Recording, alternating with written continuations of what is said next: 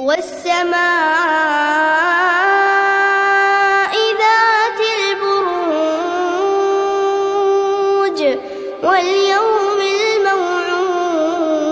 الموعود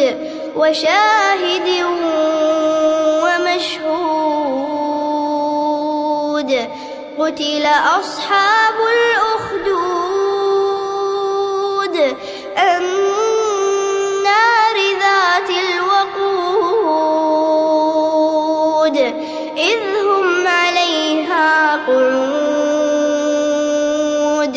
وهم على ما يفعلون بالمؤمنين شهود